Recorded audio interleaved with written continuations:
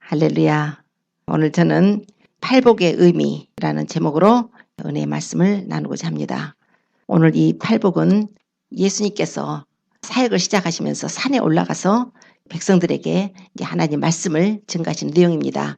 모세가 이스라엘 출애굽한 백성들을 이끌고 왔을 때 시내산에 올라가서 하나님으로부터 말씀을 받아서 하나님의 율법을 전해준 것처럼 주님께서도 산에 올라가셔서 백성들에게 오늘 이렇게 귀한 이 산상수훈을 허락하여 주셨습니다.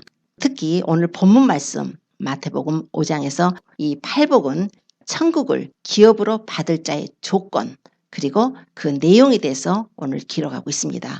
팔복이라고 했다고 해서 우리가 이 땅에서 복받고 이 땅 것을 누리고 하는 잘 살고 잘 먹는 그런 복이 아니고 천국을 어떤 자에게 주어지는가 그런 자가 복이 있다. 그리고 천국에 대한 내용까지 또한 말씀을 하여 주신 것입니다. 오늘 이 말씀은 물론 예수 그리스도를 믿는 하나님의 자녀들이라면 반드시 이 말씀에 부합되는 삶을 살아야 하고 그리스도의 영성이며 또한 그리스도의 신부의 영성이며 그리고 그리스도의 군사의 영성까지 이런 자가 천국을 소유할 수 있다는 말씀입니다. 그래서 우리 주님께서 예수님을 믿어도 이런 자들이 복이 있다. 이런 자들에게 천국이 주어질 것이라는 이 영적인 말씀을 주신 것입니다. 첫째 보면은 주님께서 심령이 가난한 자는 복이 있나니 천국이 저희 것이며 심령이 가난하다.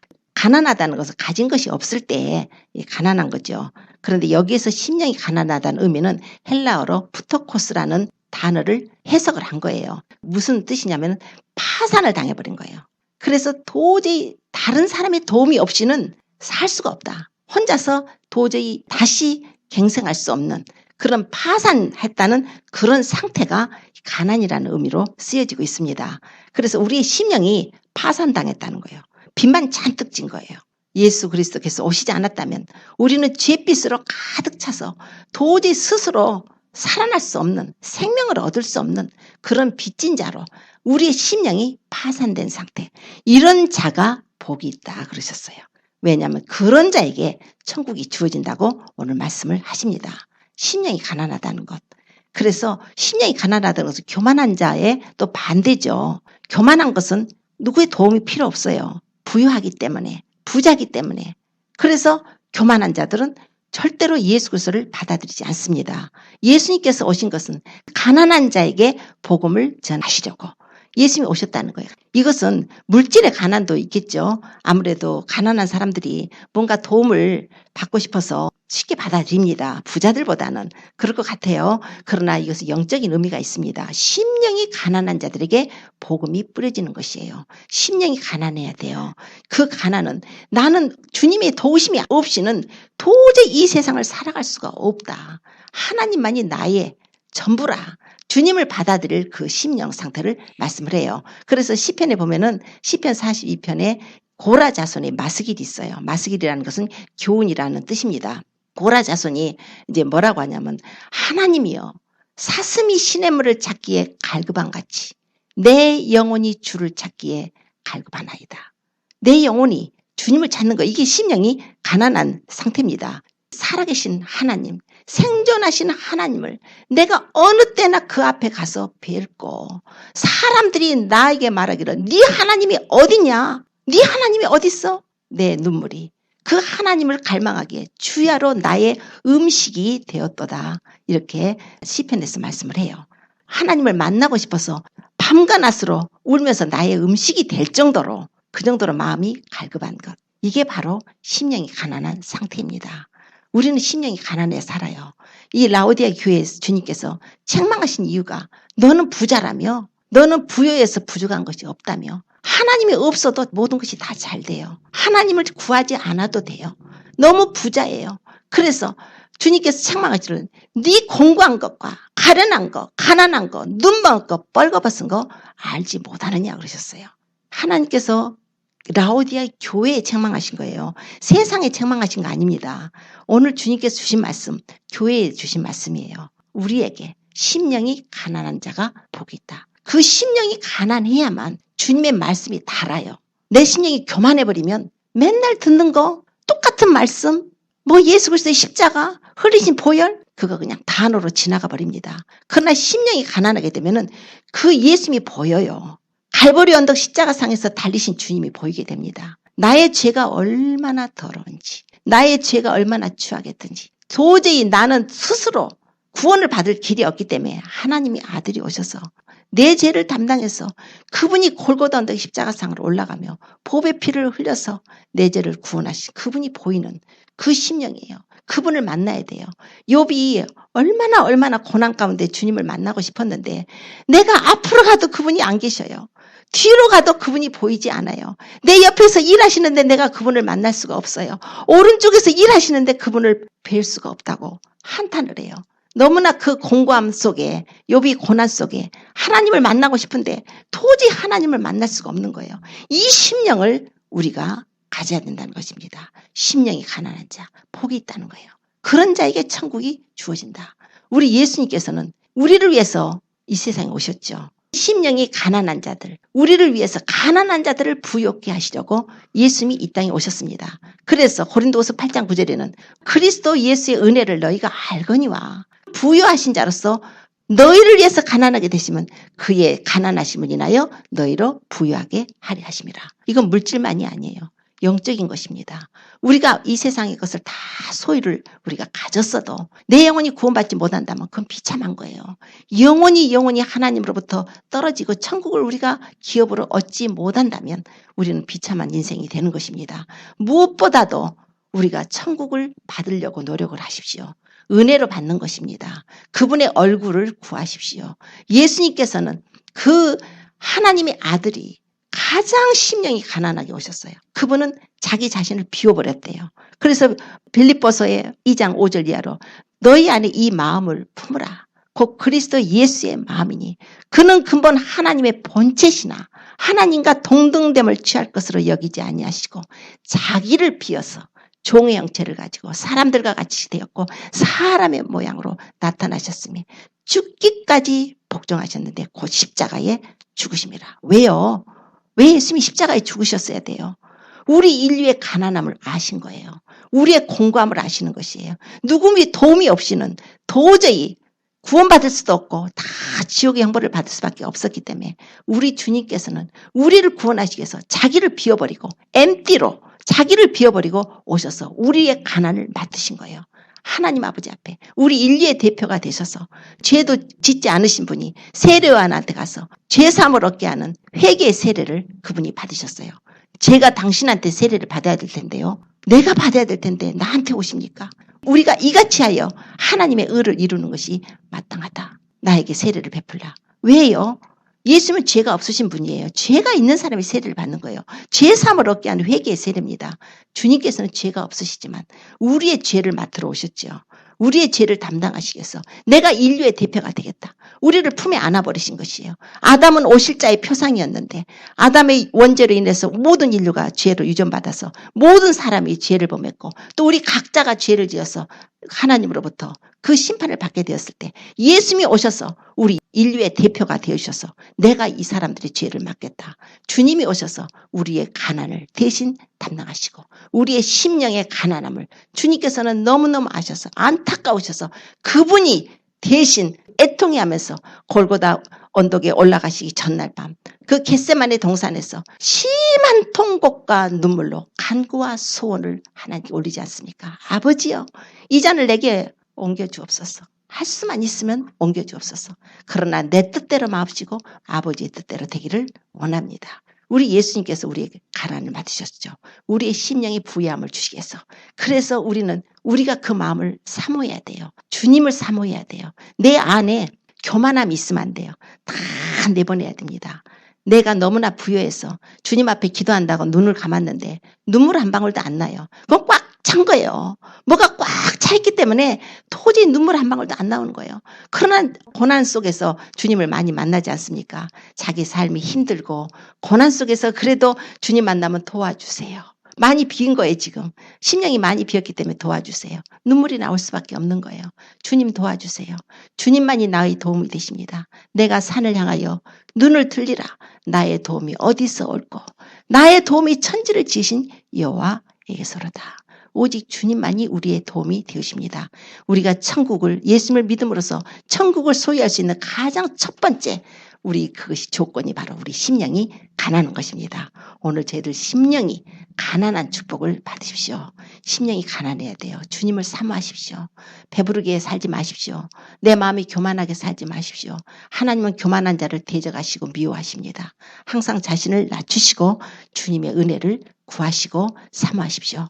두 번째로 주님께서 애통하는 자는 복이 있나니 저희가 위로를 받을 것임이라 하셨어요. 애통해야 돼요. 자, 우리가 심령이 가난해서 예수님께 나왔죠. 주님의 도우심이 필요합니다. 그랬더니 뭐가 보여요? 골고다 언덕 십자가가 보이는 거예요. 주님이 달리신 그 모습이 보여요. 주님께서는 아무 죄도 없으셨잖아요. 아무 죄도 없으신 그분이 달리셔서 나의 죄, 우리 죄, 세상 죄를 지고 가는 하나님의 어린 양으로 그분은 십자가에 못 박히셨습니다. 예루살렘 여자들아, 나를 위해서 울지 말고 너와 네 자녀를 위해서 울으라 그랬어요. 그 여자들이 막 주님 따라오면서 그 십자가를 메고 골고다로 올라가시는 그 모습 속에 여자들이 막 애통해하고 따라올 때 주님께서 나를 위해서 울지 말고 너와 네 자녀를 위하여 울라. 왜 우리가 울어야 되느냐? 우리의 죄 때문이거든요. 우리의 죄가 너무 더럽다는 것을, 우리의 죄가 얼마나 더러운지 아세요? 하나님 앞에 갔을 때 내가 조그마한 죄 하나만 졌어도 그걸로 심판을 받습니다. 큰 죄만, 살인죄만, 가는죄만 심판받는 거 아니에요. 내가 다른 사람한테 거짓말 한 번만 했어도, 내가 누구를 마음으로 미워한 것만 하나 있어도 그걸 회개치 못했다면 심판을 받습니다. 그거 굉장히 무서운 거예요. 내가 남한테 욕 한 번만 했어도 심판을 받아요. 성경이 그렇게 기록을 돼 있어요. 주님이 직접 말씀하셨습니다. 나의 한 그 말이 마지막 날에 너희를 심판할 거라고 하셨어요. 주님이 말씀하신 것이에요. 그러므로 우리는 우리의 죄가 첫째 미워져야죠. 왜냐하면 나의 죄 때문에 아무 죄도 없으신 그분이 대신 고난을 받았단 말이에요. 나의 책임이죠. 죄라는 건 내가 갚아야 되는데, 내가 죄값을 치러야 되는데 내가 죄값을 치를 능력이 없어요. 다 지옥의 심판을 받아요. 그렇기 때문에 우리 주님이 오셔서 대신 맡아주신 거에 대해서 너무 죄송하고 너무 감사하고 주님 앞에 나와서 예수님을 믿음으로 회개함으로 우리가 죄 용서를 받았다면은 이제 그 후로는 새롭게 살아야 되는 것입니다. 개가 토한 거 다시 먹고 돼지가 씻었다가 구덩이에 다시 들어가는 그런 식의 삶이 아니라 나의 죄가 애통해야 되는 거예요. 나의 죄가 너무나 더러운 거예요. 그래서 주님 앞에 나올 때 우리가 회개를 하고 주님 앞에 씻었을 때 예수님의 피로 씻어서 용서를 주셨지만 또 나옴으로써 그 은혜를 감사함으로 우리가 이런 죄인이었는데 우리를 이렇게 구원해 주셔서 감사하다고 기도하면서 애통하는 마음으로 주님께 나오는 것입니다. 주님이야말로 너무 애통하셨죠. 얼마나 애통하셨습니까? 아담에게 세상 다스리는 권세, 세상을 지키라고 모든 이 세상의 아름다운 것을 축복을 줬더니 그 죄로 말미암아서 마귀에게 속아가지고 마귀한테 다 뺏겨버린 거예요. 예수님이 오셨을 때 마귀가 예수님이 조롱해요. 나한테 절해. 나한테 경배해봐. 내가 이거 세상 권세 다 줄게. 주님은 얼마나 마음이 아프셨겠어요. 이거 아담한테 준 거예요. 하나님의 형상과 모양으로 지음받은 사람에게 주신 축복입니다. 그런데 마귀가 하나님의 아들한테 나한테 절해. 내가 이거 다 줄게. 주님은 끝까지 참으시고 말씀으로 하나님께만 경배하라 하시고 말씀으로 이기시고 주님은 골고다 언덕에 올라가셨어요. 계시록에 보면은 사도 요한이 그 하나님의 보좌 보고 하나님의 오른손에 7봉인 된 책 들고 있는 모습을 봅니다. 그런데 큰 천사가 말을 해요. 이 봉인을 뗄 자가 누구냐는 거예요. 이 책을 떼서 열어볼 자가 누구냐고 하는 거예요. 그런데 하늘 보니까 없어요. 땅에 보니까 없어요. 땅 아래 보니까 없어요. 아무도 없어요. 근데 사도 요한은 이제 그 책이 뭔 줄 알아요. 아, 이거 어떡하지? 아무도 없네. 이거 어떡하지? 막 통곡을 하고 울어요. 애통하는 거예요. 이럴 수가 있는가? 너무 분하다는 거예요. 이야, 이럴 수가 있는가? 이 책을 뗄 분이 있어야 되는데 그럴 때 일찍 죽임 당한 어린 양, 일찍 죽임 당한 흔적이 있는 우리 예수님이 나타나시죠. 어린 양의 모습으로 나타나시죠. 그분이 오셔서 하나님의 우편에서 책을 받아 들으십니다. 아담이 뺏겨버렸던 거, 이 세상 권리증, 아담이 뺏겨버렸던 거, 그 어느 정한 기한에 그걸 되찾지 못하면 이거는 영원히 마귀 손으로 들어가 버리기 때문에 어느 기한에 이거를 받아야 되는데 아무도 없었는데 그 장로 하나가 나와서 울지 말라. 다윗의 뿌리, 유대 지파의 사자 다윗의 뿌리가 이겼다. 그러더니 그 어린 양 대신 일찍 죽임당한 예수 그리스도께서 나오셔서 그 책을 봉인을 받아드시고 심판을 하시는 권세를 받으셨죠. 그래가지고 이제 나중에 이제 심판이 계시록에 나오는 것입니다. 애통하는 거예요. 죄에 대해서 애통하는 거예요. 우리를 구원할 구세주가 없었다면 우리는 그 죄로 인해서 전부 지옥의 형벌을 받을 수밖에 없었기 때문에 하나님의 아들이 직접 보좌를 버리시고 낮고 천한 이 땅에 종형체를 가지시고 이 세상에 오셔서 그 애통하는 마음으로 우리를 위해서 십자가에 올라가셨습니다. 사람들이 너 하나님의 아들이야? 내려와봐. 하나님의 아들이라며 내려와서 증거하라고 침뱉고 조롱하고 고갯짓을 하며 얼마나 주님을 비아냥거리고 했어요. 주님이 얼마나 가슴이 아프셨겠어요. 하나님의 아들이 만왕의 왕 하나님이에요. 이 하나님이에요. 성자 예수님이에요. 그분이 인간들 피조물 들인 인간들이 자기를 지으신 창조주를 알아보지 못하고 조롱할 때 우리 주님께 그 통곡 그 가슴 아픔 아버지여 저희를 사하여 주옵소서. 자기가 무슨 일을 하는지 알지 못하나이다. 오히려 기도해 주시고 그분은 골고다 언덕에 올라가서 십자가에서 운명을 하신 것입니다. 애통하는 마음 우리는 그 애통함이 있어야 돼요. 우리는 예수 그리스도를 은혜로 말미암아 믿음으로 구원의 반열에 들어왔습니다. 우리는 들어왔어요. 그래서 우리 죄에 대해서 우리가 애통해하면서 다시는 죄를 짓지 않으려고 하고 허물은 있지만 항상 보혈에 의지해서 하나님께 회개하고 우리 자신을 세마포를 씻어야 됩니다. 그런데 아직 그 사실도 알지 못하는 자들이 너무 많은 거예요. 지옥을 떨어져 가고 있는데 주변을 보세요. 지옥에 떨어져 가고 있는 자들이 너무 많은 거예요. 애통한 거예요. 우리는 다른 사람을 위해서도 애통하는 마음을 가져야 됩니다. 세상에 이렇게 죄악이 관영할 수가 있어요. 이렇게 더러울 수가 있어요. 하나님의 교회들이 점점 이렇게 타락하고 부패하고 하나님을 배신할 수가 있어요. 예수님 사랑해서 그분의 십자가에서 법에 불려주셨는데 이제 와서는 예수님만이 길이 아니래요? 예수님만이 진리가 아니래요? 예수님만이 생명이 아니래요? 다른 종교도 구원이 있대요? 이럴 수가 있어요. 우리는 애통해야 돼요. 우리는 교회의 죄에 대해서 애통을 해야 됩니다. 국가적으로 사회적으로 더러운 죄악이 관영하고 이때에 의로운 심령을 상하면서 우리가 애통해야 돼요. 그런 애통하는 자들에게 하나님의 위로가 있습니다. 예수님께서 애통하는 마음으로 십자가를 올라가셨더니 하나님께서 그를 위로하셨는데 하나님께서 예수님을 높이시되 하늘에 있는 자들 땅에 있는 자들 땅 아래에 있는 모든 자들로 예수님의 이름에 무릎을 꿇게 해버렸어요. 예수 그리스도를 주라 신해서 하나님께 영광을 돌리게 하신 것입니다. 우리 예수님이에요. 하나님 위로가 있습니다. 우리가 이 땅에서 애통하면 애통할수록 나의 죄에 대해서 애통할 뿐만 아니라 다른 사람의 죄에 대해서도 국가의 죄에 대해서도 사회의 죄에 대해서도 몰라서 지옥으로 가고 있는 그들을 위해서도 애통하는 마음으로 우리가 기도를 하게 될 때 그런 자들에게 하나님의 위로가 있는데 어떤 위로가 있어요?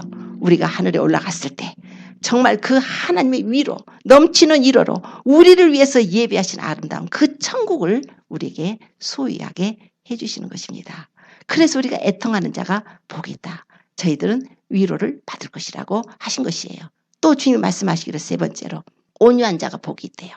온유한 자는 땅을 기업으로 받는다. 야, 온유하다는 건 부드럽고 온화한 성품이죠. 성품이 참 좋은 사람들은 땅을 기업으로 다 받아가고 여기 땅덩어리가 많죠. 그렇게 사십니까? 이것은 땅의 복이 아니라 하늘의 땅입니다. 하늘에 무슨 땅이 있어요? 근데 성경이 있다고 기록하시네요. 하늘에 새 하늘과 새 땅, 새 예루살렘 성. 분명히 하늘에 땅이 있어요. 그래서 예수님께서 떠날 때가 돼서 주님이 십자가에 달려 고난받고 죽으시고 이제 부활하시고 떠날 것을 말씀하실 때 제자들이 근심하니까 너희는 마음에 근심하지 말라. 하나님을 믿으니 또 나를 믿으라. 내 아버지 집에 거할 곳이 많도다. 내가 너희를 위하여 처소를 예비하러 가노니 내가 가서 너희를 위하여 처소를 예비하면 내가 다시 와서 너희를 내게로 영접해서 나 있는 곳에 너희도 있게 하리라. 처소가 있으려면 땅이 있어야겠죠. 아브라함이 참 그렇게 거부였지 않습니까? 거부했는데 아브라함은 동일한 약속을 유업으로 받은 이삭과 야곱으로 더불어 장막에 거했다는 거예요. 빌딩을 지어놓고 거창하게 아름다운 집 지어놓고 산 것이 아니라 대저택을 지어놓고 살만한 그런 거부였어도 장막을 가지고 다니면서 옮겨 다니면서 생활을 했어요. 왜냐하면 하늘에서 하나님께서 자기들을 위해서 자기들에게 성을 지어줄 터를 바랐다는 거예요. 본향에 있는 집을 바라봤다는 것입니다. 그러니까 얼마나 지혜가 있어요. 이 땅에 사는데 하늘에 하나님께서 우리들을 위해서 지어주실 그 성, 하나님이 아키텍처가 되시고 빌더가 되셔서 하나님께서 다 설계하시고 집을 지어서 우리들에게 지어주실 처소를 예배하실 하나님을 바라봤다는 거예요. 온유한 자. 당시 모세는 성경이 기록한 사람 중에서 모세는 온 지면에 있는 사람보다 가장 온유한 자라고 성경이 말씀해요.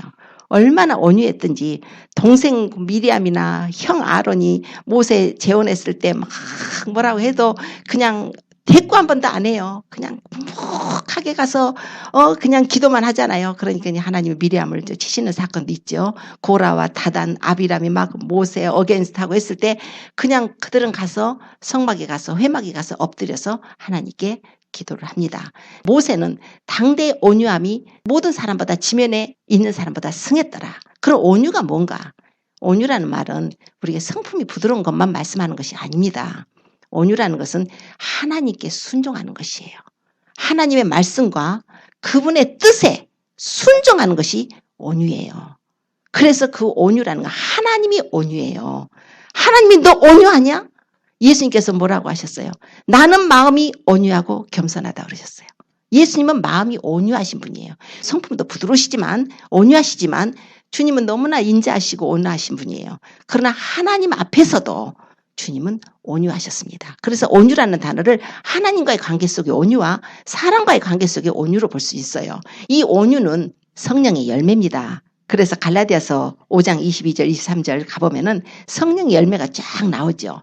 온유는 열매예요. 열매는 농부가 농사를 지어서 그 씨를 뿌리고 농사를 지어서 오랜 동안 시간 동안 흘러야 되잖아요. 그래서 땀 흘리고 수고하고 그 인내로다가 한참 추수 때까지 기다렸다가 열매를 거두는 것처럼 온유라는 건 열매입니다. 그래서 금방 심었다가 금방 나오는 게 아니에요. 우리 성품이 오래도록 예수님 안에서 깎아지고 낮아지고 연단을 받고 시험을 받고 모세가 40년 동안 그 광야 미디안에 가가지고 처가살이 하면서 일국의 그 애굽의 왕자예요. 왕을 받을 사람이 그 바로 공주의 아들인데 그가 어느 날 그냥 혈기에 그냥 사람 한 대 자기 백성 구하겠다고 친 것이 죽어버려가지고 살인자가 돼가지고 미디안으로 도망가가지고 40년 동안을 그 아픔을 겪고 그 고난과 연단 시련 속에 나중에는 어떻게 됐어요? 떨기나무에서 천사를 보내서 하나님이 그를 부르셨을 때 보낼 만한 자를 보내소서 나 같은 자를 어떻게 보내십니까? 이 처음에 그 사람 애굽 사람 쳐서 죽일 때는 자기가 이 백성을 구원할 거라고 생각을 했다고 기록을 하고 있어요. 그러나 40년 동안에 그가 낮아지고 낮아져서 그에게 하는 말이 보낼 만한 자를 보내소서. 나는 입이 뻣뻣하고 둔한 자입니다. 혀가 둔한 자예요. 보낼 만한 자를 보내소서. 내가 누구간데 이스라엘한테 갑니까? 하나님께서는 그런 낮은 자를 쓰십니다. 그래서 그를 순종하는 자, 낮아진 자. 모세는 얼마나 하나님 앞에 순종했는지 히브리스에 보면은 사환으로 그 집에서 충성했다고 그래요. 우리 예수님은 아들로 충성했다고 또 말씀을 합니다. 우리 예수님의 순종은 이루 말할 수가 없죠. 하늘 보좌를 버리셨죠. 그 하나님께서 그 하나님의 영광의 광채시고 본체의 형상이신 그 살아계신 하나님 보좌 우편에 앉으신 예수 그리스도께서 이위 되신 성자 예수님이 자신을 버리고 오셔서 우리 인간들을 구원하시는 것이 하나님의 뜻이셨기 때문에 그 뜻에 자신을 맡기고 오셔서 순종을 하신 것이에요. 나는 마음이 온유하고 겸손하니 너희는 와서 내게 와서 나의 멍에를 베고 내게 배우라는 거예요. 이것은 바로 그리스도의 마음이라고 빌립보서에 말씀을 합니다. 그리스도의 마음을 우리가 본받으라고 말씀을 해요. 예수님은 순종의 본을 보이셨죠. 그래서 육체에 계실 때 자기를 죽음에서 구원하실 이에게 심한 통곡과 눈물로 간구와 소원을 올렸고 아들이시라도 받으신 고난으로 순종함을 배워서 온전하게 되셔서 자기를 순종하는 모든 자에게 영원한 구원의 근원이 되게 하셨다는 것입니다. 우리 예수님이 순종의 본을 보이셨는데 그분이 뭐라고 하냐면 나는 마음이 온유하고 겸손하다는 거예요. 이 온유예요. 온유한 자는 땅을 기업으로 주신답니다. 땅이라는 것은 천국이에요. 온유한 자가 받는 거예요. 그래서 천국 가면 다 온유한 자들만 있어요. 천국 가면은 전부 온유한 자들, 쌓아놓은 자들 못 가죠. 이 지상의 동물만 해도 그러잖아요. 양은 온순하니까. 아이고, 그냥 양들 온순해갖고 도저히 못 살 것 같죠. 쌓아놓은 동물에 잡아먹힐 것 같지만, 쌓아놓은 동물들은 숫자가 적고, 사자나 호랑이나 이런 건 숫자가 적고 양은 되게 많아요. 그러니까 목자가 있어서 보호를 받는단 말입니다. 우리가 그런 온유한 마음을 가지면 주님이 우리의 목자가 되어주실 수가 있어요. 쌓아놔가지고 당신 도움 필요 없어요. 나는 혼자 살 거예요. 무신론자들은 그러겠죠. 그러나 또 믿는 자들도 그래요. 나는 당신 도움 조금만 필요해요. 완전히 싫어요. 이건 이 부분은 내가 할 거예요. 그 온유가 좀 안 됐죠. 오랜 세월 동안 연단을 받고 믿음의 연단을 받아서 온전히 맡기고 온전히 순종하고 그분을 의뢰하고 신뢰하고 사는 삶, 사랑하는 삶, 순종이에요. 그런 자, 온유한 자는 땅을 기업으로 받을 것이라. 천국 가시기 위해서는 반드시 온유해야 됩니다. 주님 앞에 순종을 하셔야 돼요. 말씀에 순종하는 삶이 바로 온유의 삶입니다. 그리고 의에 줄이고 목마른 자는 복이 있다고 하셨어요. 저희가 배부를 것입니다. 의라는 것은 죄가 없는 거예요. 의라는 것은 죄가 하나도 없는 거예요. 그런데 우리는 의가 없잖아요. 모든 자가 다 죄인이니까 의는 없나니 하나도 없고 모든 사람이 죄를 범하여서 하나님의 영광에 이르지 못한다고 하셨어요. 또한 죄의 싹은 사망이라고 하셨어요. 이거 어떡하나? 죄를 졌으니 하나님 앞에 갔을 때 사망. 너 여기서는 지금 사형 언도를 받고 사는 사람이지만 거기서는 사형 집행을 당합니다. 예수님이 오신 것은 우리가 영원히 떠나면 예수님을 믿은 사람은 천국으로 가지만 예수님 안 믿는 사람도 하나님의 심판대에 서가지고 이제 어디로 가요? 여기서는 사형 언도지만 거기서 예수님 안 믿는 사람들은 바로 사형 집행장으로 들어가는 거예요. 불못에 던져집니다. 그걸 아시는 주님께서 우리가 그런 연약한 인생인 걸 아시고 우리는 의가 없기 때문에 하나님께서 오셔서 우리의 의가 되어주시려고 예수님이 오셔서 우리의 의가 되어주시려고 예수님을 믿음으로 말미암는 의를 얻게 하셔서 우리가 용서받고 구원받아서 그분의 나라에 들어갈 수 있도록 그래서 배부르게 거기 가서 그냥 하나님의 은혜로 그냥 배부르게 살 수 있도록 그런 은혜를 베푸신다는 것입니다. 의에 줄여야 돼요. 나의 의가 없기 때문에 주님의 의를 사모해야 돼요. 그래서 베드로전서 2장 가보면은 저는 죄를 범치 아니하시고 그 입에 괴사도 없으신데 욕을 받으시되 대신 욕하지 아니하시고 고난을 받으시되 위협하지 아니하시고 오직 공의로 심판하시는 자에게 부탁하시며 친히 나무에 달려 그 몸으로 우리 죄를 담당하셨으니 우리로 죄에 대하여 죽고 의에 대하여 살게 하려 하십니다. 예수님이 우리의 의가 되어주십니다. 예수님께서는 그가 찔림은 우리의 허물을 인함이요 그가 상함은 우리의 죄악을 인함이에요. 예수님께서 우리 죄악을 담당을 하셨습니다. 예수님을 믿음으로 우리는 믿음으로 구원을 받고 믿음의 의로움을 얻습니다. 그래서 의가 우리가 필요해요. 우리의 의가 아니에요. 우리 천국 가는 거 예수 믿고 구원받는 거 우리의 의가 아닙니다. 우리의 의는 사람의 의는 큰 더러운 옷 같다고 성경이 말씀을 해요. 내가 아무리 행위로 의로움을 얻으려고 한다 해도 나의 의로움은 없는 거예요. 오직 주님의 은혜로 그분의 은혜를 삼하고 그분의 의로움을 입고 가는 것입니다. 그러니 그 의로움을 뺏기지 않으려고 우리가 그분의 은혜를 받으려고 얼마나 우리가 의에 줄이고 목이 말라야겠어요. 예수님께서 말씀하신 나는 생명의 떡이라 누구든지 내게 오는 자는 줄이지 아니할 것이고 나를 믿는 자는 영원히 목마르지 아니하리라. 주님한테 가야 그분의 의로움을 얻어서 우리가 배부르게 생명의 떡을 먹고 배부르게 우리가 살 수가 있습니다. 천국에 가면 우리가 배부르게 살아요. 배고픈 사람들 지금 얼마나 가난한 데서 굶고 죽는 사람이 그렇게 많다는데 천국 가면 예수님 믿고 천국 가면 거기서는 배가 고프지 않죠. 주님이 완전한 의로움. 이 땅에 사는 동안에도 배고프지 않대요. 주님께서 성령으로 말미암아서 우리에게 의로움이 되어 주셔서 풍성한 은혜를 또 베풀어 주십니다. 우리는 그 의로움을 목말라 하고 그래서 줄이고 목마른 자, 의에 줄이고 목말라서 내가 의가 없기 때문에 주님의 의를 옷 입고자 주님께 나오는 자가 복된 자라는 거예요. 그런 자에게 배부른 축복을 허락하여 주신답니다. 또 이제 긍휼히 여기는 자는 복이 있나니 저희가 긍휼히 여김을 받을 것이라고 또 5번째 말씀을 합니다. 긍휼이에요. 긍휼이라는 건 남을 불쌍하게 여기고 동정하는 거죠.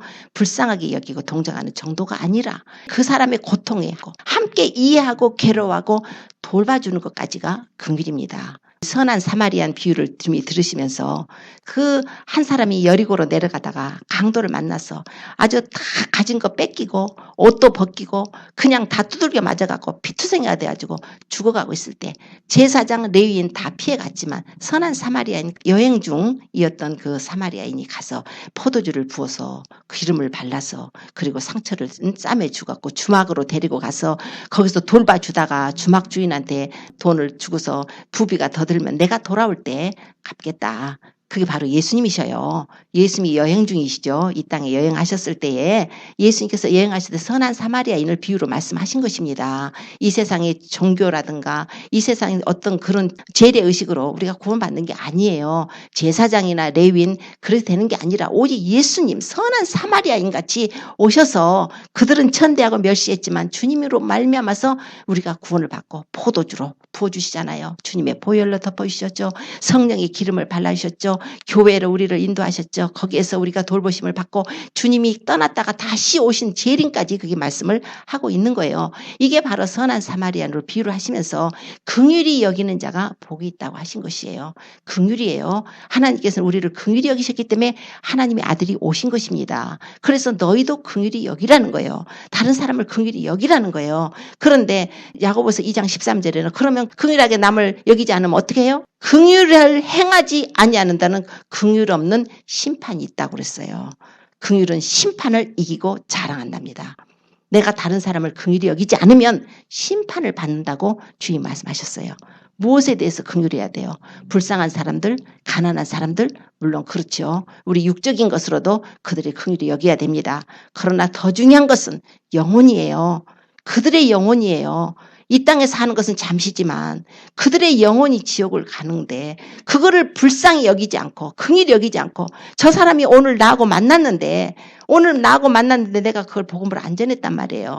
오늘 안 전했다면 저 사람 한 번도 들을 기회가 없는데 하나님이 그날 나를 만나게 해주시려고 그 사람을 보낸 거라고 생각을 해야 되는 거예요. 우리 크리스찬들은 어떤 예수님을 안 믿는 사람을 오늘 나가 만났다면 예수님 믿으라고 하라고 하나님이 붙여주신 거예요. 또 교회도 마찬가지. 목사님들이 오늘 말씀을 전할 때 오늘 처음 온 사람도 있고 오늘 오래 믿는 사람도 있고 어떤 누가 올지 몰라요. 항상 복음이 준비가 되어 있어야 됩니다. 그래서 그 복음을 들어야 돼요. 예수님을 믿음으로 구원받는다는 복음이 준비가 돼서 예수님의 십자가의 죽으심과 부활의 증거가 돼서 언제 어느 때라도 누가 하나님이 우리에게 보내셨을 때 그 복음을 전하고 복음을 전하는 곳에 보내서 복음을 듣게 하시려고 교회를 보냈는데 그날 복음 듣지 않고 인본주의적인 것만 갖고 땅에서 잘 먹고 잘 사는 것만 얘기하고 보냈다면 그거에 대해서 긍휼히 여기지 않는 자라는 죄명이 그 사람에게 붙게 되는 것입니다. 그래서 우리는 긍휼히 여겨야 돼요. 다른 사람의 영혼을 긍휼히 여겨야 됩니다. 그래서 전해주고 기도해주고 그래서 그 긍휼한 마음을 우리 주님께서 갖기를 원하고 계십니다. 또 주님께서 마음이 청결한 자는 복이 있다고 그러셨어요. 하나님을 볼 것입니다. 마음이 청결한 자에게는 하나님을 보여주시는 마음이 더러우면 하나님을 못 봐요. 마음이 더러운데 어떻게 보겠습니까? 하나님은 죄를 미워하십니다. 죄와고는 안 돼요. 그래서 이사야서 59장 2절에 보면은 너희 죄악이 너희와 너희 하나님 사이를 막았고 너희 죄가 그 얼굴을 가리워서 듣지 않으시게 하였다고 말씀을 합니다. 죄예요. 죄가 있으면 하나님 얼굴을 못 봅니다. 그래서 우리는 마음을 청결하게 해야 돼요. 청결하게 한다는 것은 죄를 회개해야 됩니다. 죄를 회개해야 돼요. 그래서 우리가 죄를 회개할 때 예수님의 보혈이 뿌려질 때 우리가 그분의 얼굴을 뵐 수 있는 은혜를 받게 되는 것입니다. 우리는 전부 죄인이기 때문에 하나님을 볼 수가 없어요. 하나님과 아주 분리되어 있는데 우리 주님께서 오셔서 우리 죄인들을 위해서 그분이 대신 십자가에서 고난을 받으시고 죽으심으로 우리가 하나님 볼 수 있는 길을 열어주셨어요. 그래서 우리가 예수님께 나가면 우리 죄를 회개할 수 있는 길을 열어주셨어요. 용서받을 수 있는 길을 열어주셨습니다. 그래서 주님께서 너희는 와서 회개하라고 그런 거예요. 우리가 회개로서 우리가 하나님을 얼굴을 뵐 수 있는 청결함을 얻을 수가 있습니다. 또한 말씀을 우리가 주님 앞에 말씀을 받음으로써 그 말씀 안에 순종함으로 우리가 주님 앞에 청결함을 얻을 수가 있어요. 에베소서 5장 26절은 그죠? 물로 씻고 말씀으로 깨끗하게 한다고 하잖아요. 너희를 거룩하게 한다. 물로 씻어요. 물로 씻는다는 건 말씀을 가지고 하나님 말씀을 얘기합니다. 말씀으로 깨끗하게 우리가 청결함을 받는 것이에요. 하나님의 말씀을 갖고 우리가 회개하는 것입니다. 하나님 말씀이 들어올 때 우리가 성령을 받고 성령이 새롭게 하심을 우리가 받는 것입니다. 또한 믿음으로 우리가 깨끗함을 받는다고 사도행전 15장에 또 말씀을 합니다. 사도행전 15장 9절에 믿음으로 저희 마음을 우리처럼 깨끗하게 해버렸다고 말씀을 해요. 그 믿음이죠. 우리가 믿음이 있어야 깨끗함을 받는 것입니다. 믿음이 없는 사람은, 예수 그리스도를 믿지 않는 사람은 도저히 깨끗함을 얻을 수 없는 거예요. 근데 첫째가 예수님을 믿어야 되고, 그리고 회개해야 되고, 말씀으로 우리가 그분과 교통을 하며 말씀에 순종을 해야 되는 것입니다. 또 야고보서에 보면은 두 마음을 품은 자들아 마음을 성결하게 하라는 말씀이 있어요. 죄인들아 너희 손을 깨끗이 하고, 두 마음을 품은 자들아 마음을 성결케 하라. 두 마음을 품으면 마음이 성결하지 않아요. 이 세상이 들어왔다는 얘기죠. 세상이 가득 차 있는 사람 마음이 깨끗하지 않습니다. 간음하는 여자들이요, 세상과 벗된 것이 하나님과 원수됨을 알지 못하느뇨 그러셨어요. 세상과 벗이 되는 건 하나님과 원수되는 것이라고. 세상과 벗하고자 하는 자는 스스로 하나님과 원수되게 하는 것이라고 했습니다. 세상에 있는 모든 것이 육신의 정욕, 안목의 정욕, 이생의 자랑, 이것은 다 세상을 따라온 것이고 아버지를 따라서 온 것이 아니에요. 이 세상과 정욕도 지나가지만 하나님의 뜻을 행하는 자만 영원히 거한다고 하셨습니다. 그래서 우리는 마음을 청결케 하는데 첫째 두 마음을 품으면 안 되겠죠. 예수님을 믿었으면 그 마음을 순전하게 깨끗하게 그분만을 정절을 지키는 것입니다. 예수님 외에는 길이 없으니까, 예수님만이 길이고 진리고 생명이시니까 다른 누가 아무리 우리를 유혹해서 예수님 믿어도 다른 거 우상 숭배해도 WCC 같이 다른 종교를 용납해도 우리는 구원받을 거라고 생각하지 마십시오. 그건 우상 숭배입니다. 오직 예수님만이 길이십니다. 타협 없는 거예요. 인간적으로는 우리가 평화할 수 있지만 우리가 예수 믿는 신앙 안에서 타협을 하게 되면 종교 다원화가 되고 종교 통합이 되고 배도가 되는 것이에요. 그건 하나님이 가차없이 심판을 하십니다. 그럼 우리 마음을 순전하게 지키십시오. 말씀을 받아서 주님께서 너는 나 외에 다른 신들을 네게 있게 하지 말지니라고 하셨어요. 요즘은 이슬람교의 알라하고 우리 기독교의 하나님하고 한 하나님이라고 하는 운동들이 크리슬람이라는 운동까지 있어요. 이슬람교의 알라하고 우리 기독교 하나님하고 한 하나님 아니에요. 우리는 삼위일체 하나님을 믿습니다. 아들이 있는 자는 아버지가 있고 아들이 없는 자는 아버지가 없는 거예요. 하나님께서 독생자를 주셔서 갈보리 언덕 십자가상에 그분 피 흘려서 죽게 하셔서 죽으시고 부활하심으로 그분이 우리의 그리스도가 되고 그분이 주가 되셔서 우리가 구원을 받는 거예요. 아니 그 사람들은 예수님을 구세주로도 안 믿고 메시아를 안 믿는데 하나님을 안 믿는데 어떻게 한 하나님이에요? 하나님은 아들이 있는 자가 하나님 아버지가 있는 거예요. 우리는 절대로 그런 종교하고 섞어지는 것은 안 되는 것입니다. 오직 기독교, 오직 예수 그리스도를 믿는 우리 이 믿음은 유일한 거예요. 그래서 절대로 다른 것에 넘어가지 마시고 우상 숭배하지 마시고 우리가 말씀으로 하나님 말씀으로 우리가 무장을 해서 분별할 수가 또 있어야 됩니다. 우리 주님께서 화평케 하는 자는 복이 있나니 저희가 하나님의 아들이라 일컬음을 받을 것이라고 그랬습니다. 화평하는 거예요. 히브리서 12장 14절에는 모든 사람과 더불어 화평함과 거룩함을 조치라. 이것이 없이는 아무도 주를 보지 못하리라. 우리가 하나님 앞에 원수됐을 때 우리는 죄로 인해서 하나님과 원수됐던 자인데 하나님의 그 아들을 화목제물로 삼으셔가지고 하나님과 원수된 우리를 그 벽을 헐어버리시고 화목하게 했어요. 우리는 하나님과 원수가 아닙니다. 하나님은 우리 아버지십니다. 성령을 보내셔서 우리를 인을 쳐서 하나님의 자녀로 삼으셨어요. 그래서 우리는 하나님과의 지금 사랑의 관계를 가지고 있는 화평의 관계를 가지고 있습니다. 만일 누가 죄를 범하면 아버지 앞에서 대언자가 있으니 곧 의로우신 예수 그리스도시라. 저는 우리 죄를 위한 화목 제물이니 우리만 위할 뿐 아니라 온 세상의 죄를 위하심이라고 요한일서 2장에 말씀을 해요.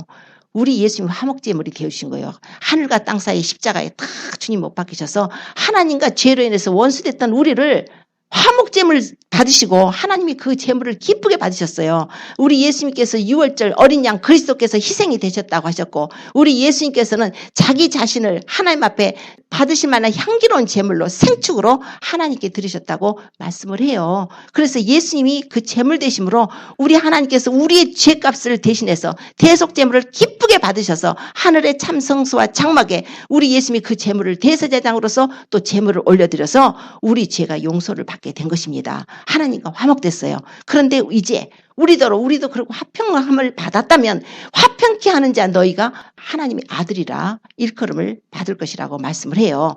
그런데 어떻게 화평케 합니까? 피스메이커인데 우리가 가는 데마다 화평케 하라는 거예요. 물론 하나님과 우리 사이는 화평합니다. 예수님을 믿었기 때문에. 그러면 다른 사람들은요?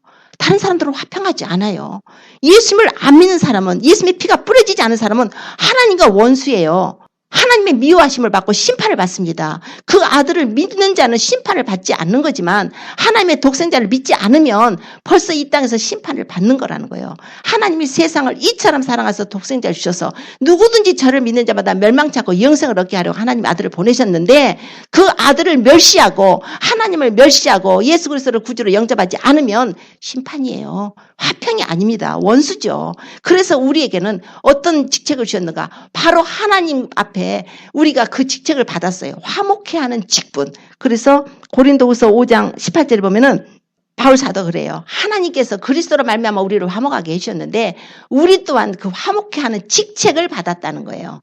놀랍지 않습니까? 우리가 바로 화목해 하는 직분을 받았어요. 누구하고? 하나님과 화목하게 시키는. 그래서 예수님이 제자들을 보내서 각 집마다 들어가면서 그 집에 평안을 빌어주래요. 평안할지어다. 그래서 그 집이 합당하면 평안이 임할 것이지만 그 평안을 받지 않으면 우리 그 평안이 빌은 평안이 우리에게 돌아온다는 거예요. 평안이 복음이에요. 우리가 예수님을 전하는 것은 평안의 복음입니다. 왜요? 하나님과 화평을 누리라는 거예요.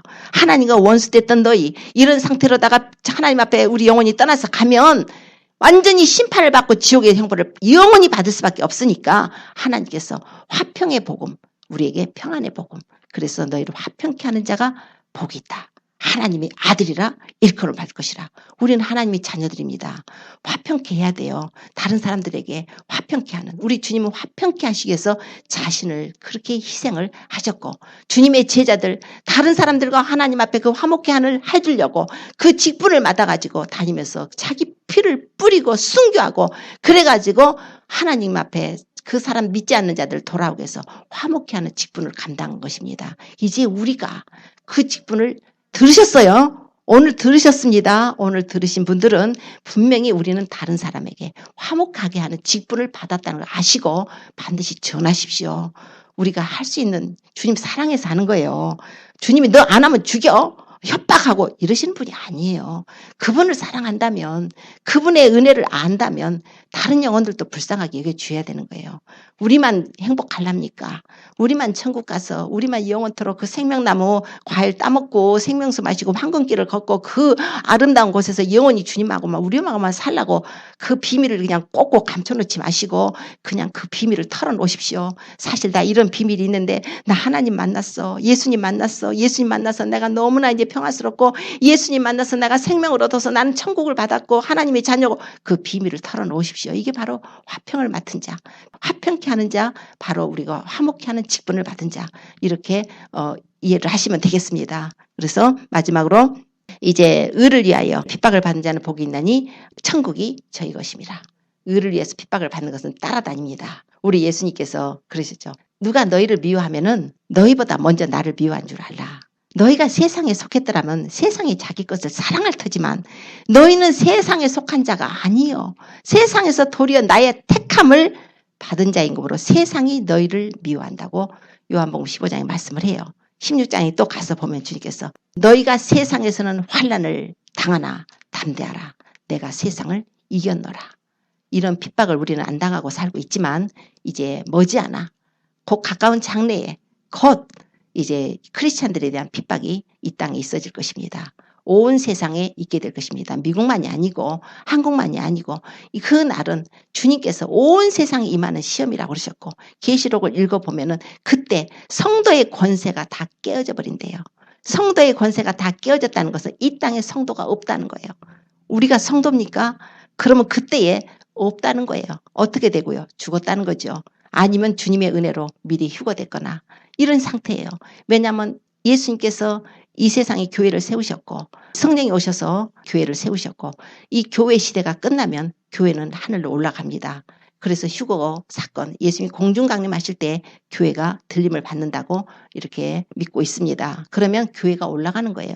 그러게 되면 성령이 함께 철수하셔요. 지금은 성령께서 누르고 계십니다. 지금 불법의 비밀이 이미 활동해서 지금 악한 일들이 막 일어나고 막 모든 것이 계시록에 예언된 모든 예언들이 다 이루어지게끔 모든 것이 다 준비가 되어 있지만 아직까지 이렇게 강압적으로 하지 않는 것은 하나님의 교회가 있기 때문에 그렇습니다. 이 교회가 이제 성령께서 어느 날 우리 교회를 데리고 주님이 나팔소리 날 때 교회를 데리고 올라가시게 되면은 이 땅에서는 대환란, 7년이라는 대환란이 있습니다.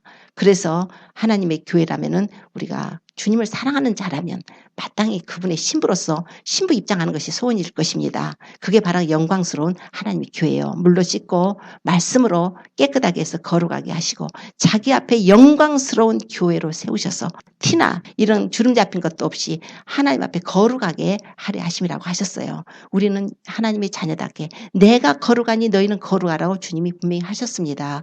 그래서 우리는 거룩해야 돼요. 주님 앞에 성결하게 살고 경건하게 살고 하나님을 사랑하고 믿음으로 우리가 살아야 됩니다. 그런데 주님께서 그렇게 살려고 하면 세상으로부터 우리가 핍박이 있을 것을 말씀을 하셨어요. 지금도 평안한 시대에도 우리가 예수님을 올바로 믿고 올바로 증거하고 올바로 말씀을 전하고 올바로 전도하면 욕을 먹습니다. 그래서 극단적이라는 표현을 해가면서 사람들이 욕을 해요. 핍박을 해요. 그걸 감사하게 받으십시오. 그런 자는 천국이 그런 자의 것이라고 하셨어요. 복이 있다고 하셨어요. 나를 인해서 너희를 핍박하고 욕하고 거짓으로 거스려 모든 악한 말을 할 때는 기뻐하고 즐거워하라. 하늘에서 너희 상이 큼이라고 그러셨어요. 너희 전에 있던 선지자들을 이렇게 핍박하였다는 것입니다. 우리가 예수님을 믿고 가정 안에서 혹시 핍박을 받은 분 계십니까? 기뻐하고 즐거워하십시오. 그것은 상입니다. 주님 앞에 가면 하나님께서 반짝반짝 빛나는 별처럼 우리에게 아름다운 모습으로 보여주게 하실 것입니다. 뿐만 아니라 가정뿐이 아니라 이웃과 주변에서 예수님을 전하다가 핍박을 받고 좀 조롱당하고 롯도 그랬잖아요. 사이들한테 조롱당하지 않습니까? 젊은 사이들이 그 롯한테 조롱하는 거 보세요. 아주 용담으로 여겼다는 거잖아요. 여보게 이거 하나님이 이제 심판하네. 소돔 땅 빨리 떠나세. 가자. 했을 때 그들은 농담으로 여겼대요. 그러니까 이 세상 사람들은 농담으로 받습니다. 그러나 그럴지라도 우리는 때를 얻든지 못 얻든지 전해줘야 되는 거예요. 이제 적그리스도가 등장을 할 것이고 이제 종말은 이제 다가오게 되고 주님의 재림하십니다. 아무리 귀를 막고 주님 재림하는 걸 듣기 싫다고 나는 저런 재림 얘기 듣기 싫어 한다고 해서 그 때가 안 오는 게 아니에요. 하나님이 세상을 시작하셨으면 끝내는 날도 있는 것입니다. 지혜가 여기 있어요. 지혜 있는 자들은 지금 그거를 깨닫고 기름등불 예배하고 회개하고 자기 자신을 돌아보고 신부단장하고 주님을 만날 준비를 해야 하는 것입니다. 우리는 그런 지혜로운 자가 돼야 돼요. 오늘 지금 8가지 말씀을 이렇게 팔복에 대해 주셨는데 이 복은 우리가 보십시오. 세상의 복이 아니지 않습니까? 우리가 가져야 될 그리스도인에서 영성이에요. 그리스도인들이 가져야 될 영성. 하나님의 자녀가 되고 그리고 하나님의 자녀가 됐지만 이제는 그리스도의 신부가 돼야 되고 또 그리스도의 신부면서도 그리스도의 군사까지 죽으면 죽으리라 에스더같이 죽으면 죽으리라 하는 각오까지 의를 위해서 핍박을 받는 것까지 주님의 말씀을 하신 것입니다. 그 나라를 위해서 우리가 고난을 받게 되면 복 있는 자예요. 하나님께서 기뻐하고 즐거워하라 하셨습니다. 그 나라를 위해서 고난 받는 것을 두려워하지 마십시오. 그냥 그런 일이 있게 될지라도 우리는 담대하게 믿음으로 나 자신을 포기하면 됩니다. 주님을 사랑하면 됩니다. 우리가 주님 안에 들어가면 돼요. 주님은 우리를 위해서 자신을 내어주셨습니다. 우리는 그 나라를 위해서 우리가 그런 각오로 주님을 사랑하고 믿음으로 각오로 살게 되면 주님이 오실 때 나팔소리를 들려주시고 그래서 주님께서 교회를 데리러 오실 때 우리가 다 주님의 그 음성을 듣고 우리 이름으로 또 올라가게 될 것입니다. 그러나 혹시 또 남게 되시는 분들도 낭망하지 마시고 만약에 누가 남게 될지 모르지만 하나님께서 우리를 안 데려가셨다고 좌절하고 이제 하나님 안 믿어 그러시지 말고 그 세컨 찬스가 있는 거예요. 하나님 앞에 믿음을 지키고 절대로 그 적그리스도 표 짐승이 받지 말고 우상에게 절하지 말고 하나님만 바라보고 하나님의 은혜를 구하면 그런 사람들도 구원을 받습니다. 그래가지고 다 같이 모여서 공중에서 이제 혼인잔치 다 끝내고 이 지상에 주님이 땅에 재림하실 때 그런 사람들도 다 데리고 오십니다. 오셔서 1000년 동안 왕노릇하게 하실 때 철장을 가지고 다스리는 권세로, 만국을 다스리는 권세로 함께 동참해 주시는 것입니다. 그러므로 믿음으로 우리는 이제 자신을 단장해서 말씀하고 기도, 말씀 많이 읽으시고 말씀대로 살려 하고 말씀하고 교통을 하십시오. 그리고 기도도 많이 하셔야 됩니다. 지금 기도하지 않은 사람은 쓰러져요. 기도하지 않은 사람은 시험 듭니다. 그건 틀림없어요.